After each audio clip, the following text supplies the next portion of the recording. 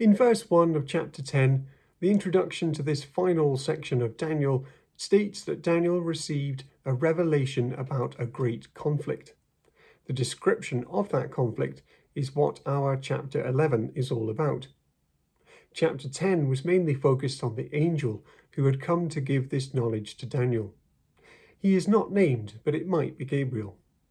What is particularly noteworthy is the reference to the princes, the angels who are patrons of nations, and the fact that they are at war.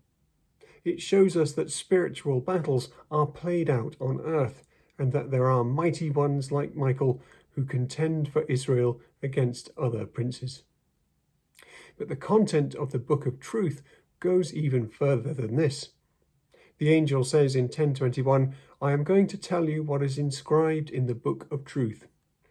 Then in 11 verse 2 he says, "Now I will announce the truth to you." Chapter 11, therefore, is the contents of this book. We saw in chapter 7, in the heavenly throne room scene with the Ancient of Days, that when he was seated for judgment, the books were opened.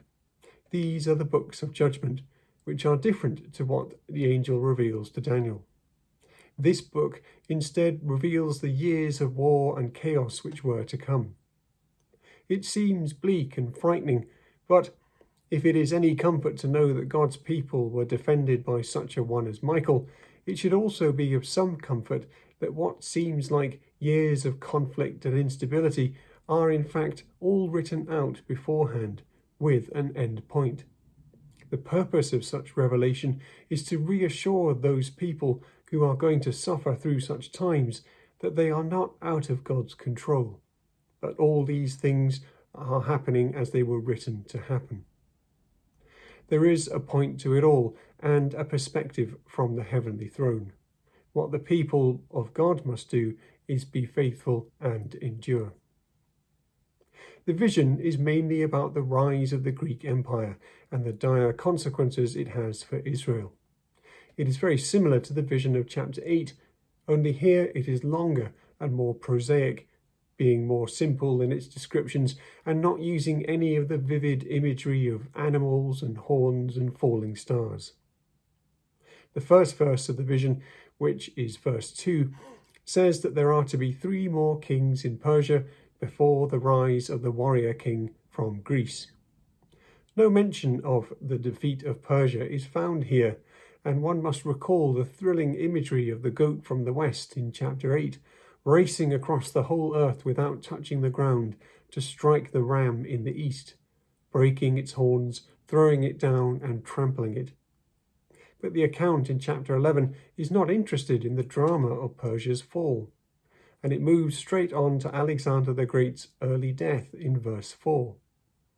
It is only after his death that things get interesting, because the struggles for control between his generals and Israel is literally stuck in the middle of them. To the south, Egypt was ruled by the general Ptolemy, and to the north, in Syria, by Seleucus. Thus were formed the Ptolemaic and Seleucid dynasties. What followed were many wars and intrigue, which are briefly described from verse 5 onwards. Skipping to verse 14 takes us to 201 BC, at the Battle of Gaza, where the Seleucid king Antiochus III momentarily regained control of Israel before the Ptolemies of Egypt forced him to retreat. But in the following year, the Seleucids returned for a battle at Caesarea Philippi, known as the Battle of Panion. This time they defeated the Ptolemies and took final control of Israel. Whilst all this was happening, a worrying group of people called the Romans were gaining control of Greece. The same Antiochus III, about a decade later, responded to Greek pleas for help and went to fight the Romans. In order to mend relations with Egypt, he gave his daughter Cleopatra to Ptolemy V. This is the meaning of verse 17. Verses 18 to 19 then speak of his campaign against Rome. This did not go well, and after several major battles, Antiochus's army was slaughtered, and he surrendered on humiliating terms. Antiochus' successor is spoken of in verse 20, his son Seleucus IV Philopator, but he is murdered by his brother, the infamous Antiochus IV Epiphanes.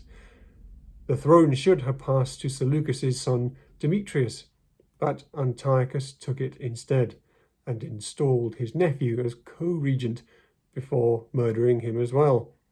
It's no wonder that verse 21 refers to him as a contemptible person.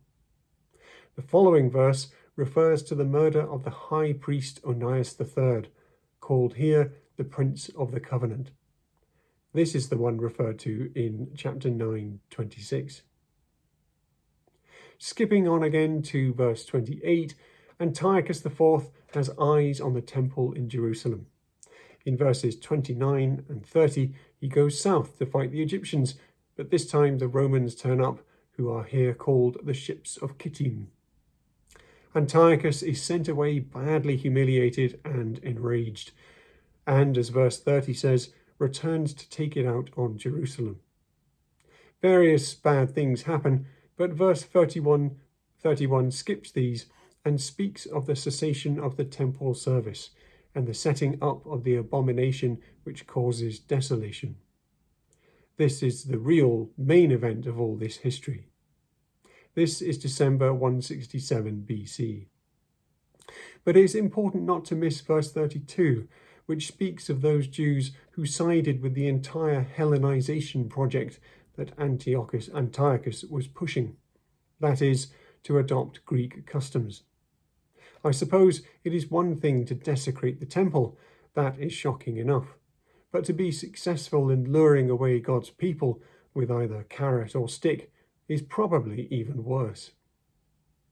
But the other half of verse 32 speaks of those who are loyal to their God, who stand firm and take action. This is a reference to the Maccabean revolt, which began early in the following year, 166 BC. They are successful in their resistance, and in December 164, exactly at the time the temple was desecrated 3 years earlier, they recapture the temple, purify it, and dedicate it back to God, which is what Hanukkah means, hence the Jewish winter festival that celebrates it, which Jesus attended in John chapter 10. This year, in 2023, it begins on Friday the 7th of December. None of this, however, is spoken of. Instead, the focus in verses 33 to 35 is on the actions of the wise, who help the people gain understanding and who are persecuted. This probably means the wise will encourage the people to have a right perspective of what is going on and encourage them to be faithful and endure. For despite the unmentioned victory of the Maccabees, verse 35 says the end is still to come. Trouble continues meanwhile. The rest of the chapter looks to the events surrounding the death of the great enemy Antiochus IV, though scholars have been unable to place these events historically. They may have a deeper symbolic referent. The angel concludes the revelation from the book at the beginning of the next and final chapter.